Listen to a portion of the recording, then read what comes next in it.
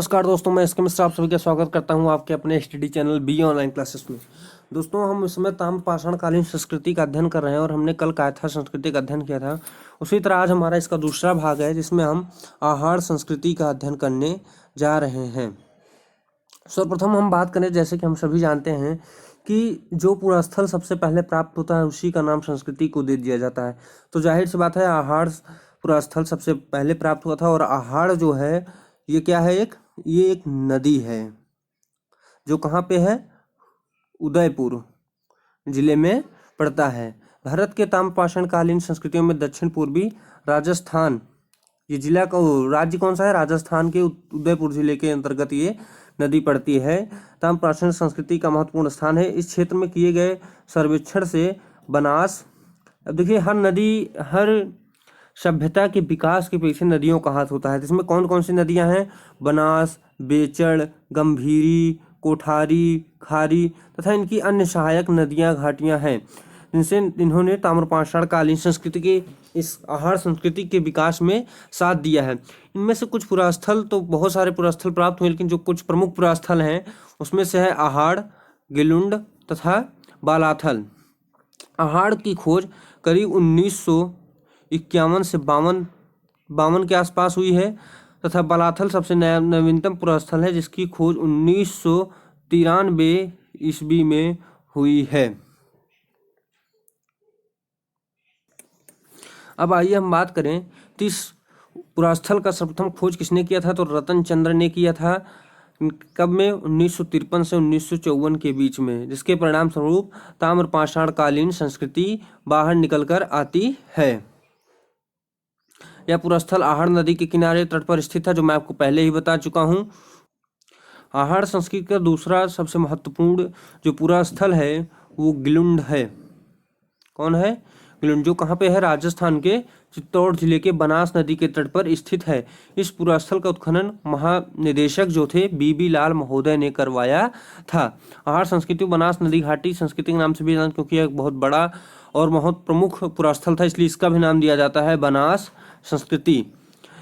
आहाड़ और गिलुंड उत्खनन के फलस्वरूप बस बड़ी बस्तियां मालूम पड़ती हैं। बड़ी बस्तियां मतलब कि यहाँ पे छोटे मोटे लोग या छोटे नहीं, अधिक संख्या में लोग, बड़ी बड़ी बस्तियों का निवास कार्य हुआ करता था। आहाड़ टीला जो है 1500 बाई 800 फुट का था तथा गिलुंड का टीला जो था 1500 बाई 750 फुट का था। गिलुंड में एक भंडार गर्त मिले हैं। भंडार गर्त मतलब एक अंडरग्राउंड भंडार गृह मिला है। गिलुंड में 9 मीटर लंबे तथा 9.50 मीटर चौड़े एक कमरे का अवशेष मिला है।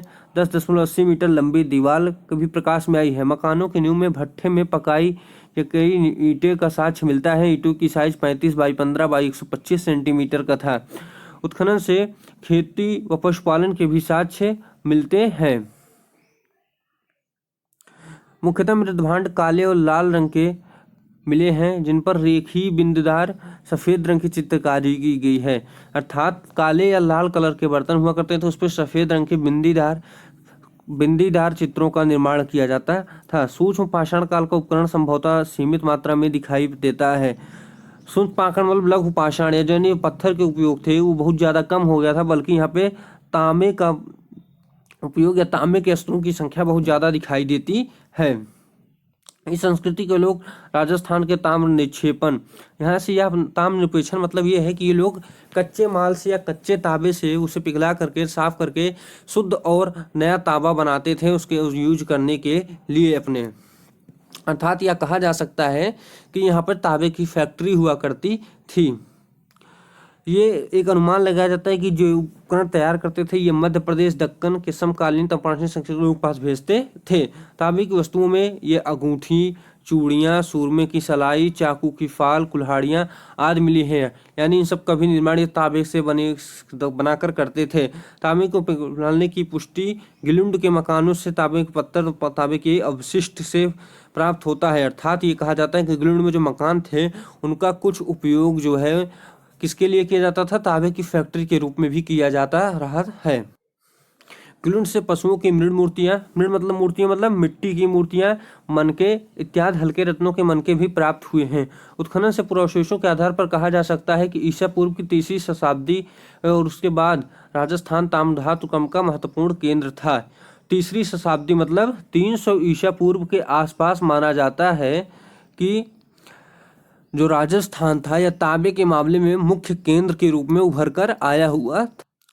इस संस्कृति लोग विभिन्न प्रकार के चाक निर्मित मिट्टी बर्तनों का प्रयोग किया करते थे।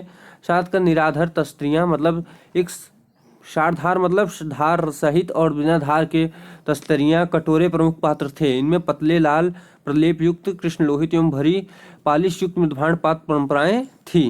पूरी पात्र पालिश युक्त पात्रों से मिलते जुलते कुछ पदार्थों में कायथा के प्रथम काल के पात्रों के सदृश हैं। कृष्ण लोहित पात्रों पर श्वेत रंग से लहरदार रेखाएं, संकेंद्रित बिंदुयुक्त रेखाएं, त्रिभुज और तारांकित अलंकरण चित्रित किए गए हैं।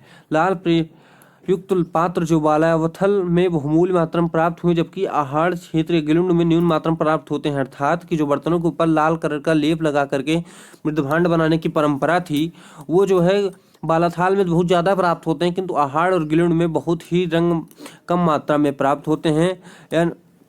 हम एक तरीके से कह दे सकते हैं कि इनके जो पात्र थे वो सज्जा सजावट के साथ बनाए जाते थे, सफाई के साथ बनाए जाते थे तथा उसमें विशिष्ट प्रकार की आवश्यकताओं का ध्यान रखा जाता था। जो हाड़ संस्कृत के लोग थे वो तांबे के उपकरण बनाने की कला से परिचित हुआ करते थे, यानी कि ये तांबे से अच्छे प्रकार के उपकरण बना लेते थे जिनमें क्या कहते हैं मुख्य रूप से कुल्हड़ियाँ, छुरियाँ, माणिक के तथा सिलखड़ी के बने हुए मन के उत्खनन से प्राप्त हुए हैं, जिन पर ज्यामितीय आकार का अलंकरण तथा पशुओं की आकृतियों का अंकन किया गया है। चाकू, चूड़ियाँ, छल्ले या मुद्रिकाएं छड़े प्रमुख उपकरण थे। आहार संस्कृति लोग भवनों के निर्माण में पत्थर और मिट्टी का प्रयोग किया करते थे। प्रस्तर खंडों का प्रयोग केवल नींव बनाने के लिए किया जाता था। दीवारें संभवतः मिट्टी की बनाई जाती थी। काली मिट्टी में पीली मिट्टी गाद का मिश्रण कर फर्श का निर्माण किया जाता था। मकानों को बांस, बल्लियों तथा घास फूस की सहायता से बनाया जाता था। उत्खनन में प्रातः प्राप्त स्तंभों गर्तों से ज्ञात होता कि दीवारें बांस बल्ली की बनाई जाती थी। एक बातों का ध्यान रखिएगा कि हर जगह पे कच्ची ईंटों का उपयोग नहीं किया गया है। कुछ जगहों पर भट्ठे की पकी ईंटों के भी साक्ष्य मिलते हैं तथा कुछ जगहों पर रूप से भी पकाई जाने वाले ईंटों के भी साक्ष्य मिलते हैं। आहार के उत्खनन मकानों के अंदर चूल्हे के अस्तित्व का साक्ष्य मिलता है। चूल्हे काफी बड़े होते थे। उत्खनन के दौरान एक कतार में 6 चूल्हे मिले हैं जो संभवतः संयुक्त परिवार के सूचक हैं। खाद्य पदार्थ पीसने के काम आने वाली सिलें भी रसोई घर से समीप प्राप्त हुई हैं। देखिए 6 चूल्हे का मतलब क्या होता है कि बहुत ज़्यादा मात्रा में खाना बनना। और अगर एक परिवार की बात करें यानी एक परिवार में सदस्यों की संख्या बहुत ज़्यादा थी, यानी कि काफ़ी बड़े बड़े परिवार यानी बस्तियों बड़ी साथ में थी। साथ में संयुक्त परिवार के रूप में बड़े बड़े परिवार भी हुआ करते थे। आहार संस्कृति के लोग खेतीहर यानी खेती किया करते थे तथा पशुपालक भी थे। उत्खनन के साथ साथ धान, चना तथा मूंगे और गेहूं का प्रत्यक्ष प्रमाण मिले हैं। आहार से गाय, बैल, बकरी तथा शुअर आदि का पालतू पशुओं के रूप में साक्ष्य मिला है। पुरातात्विक स्तर के विन्यास के आधार पर हम कह सकते हैं कि आहार संस्कृति मालवा संस्कृति से पूर्व की है, क्योंकि आहार संस्कृति में श्वेत रंग से चित्र कृष्ण लोहित पात्र खंड अधिक संख्या में मिले हैं। आहार संस्कृति में ये पात्र खंड प्रथम स्तर से लेकर अंतिम स्तर तक मिलते हैं। मालवा की ताम्र पाषाण संस्कृति में श्वेत रंग से चित्रित कृष्ण लोहित मृदभांड केवल निचले स्तरों में ही प्राप्त होते हैं। देखिए इसका मतलब क्या है कि इसको हम क्यों कह रहे हैं कि मालवा से पहले की संस्कृति है और इसको मृदभांड के आधार पर क्यों कहते हैं, क्योंकि इसमें जो मृदभांड का प्रयोग दिखाई देता है श्वेत रंग का वो शुरू से लेकर अंत तक दिखाई देता है। ये अक्सर उस संस्कृति के साथ होता है जो उस रंग का आविष्कार उस वस्तु का आविष्कार करती है जिसमें वो विशेष रूप से प्रचलन में रहता है। लेकिन जब यहाँ से लोग जाके मालवा के क्षेत्र में बसते हैं तो क्या करते हैं कुछ समय तक तो यहाँ की प्रयोग करते हैं, लेकिन बाद में यहाँ की संस्कृति से यहाँ के मृदभांड परंपरा को छोड़ देते हैं।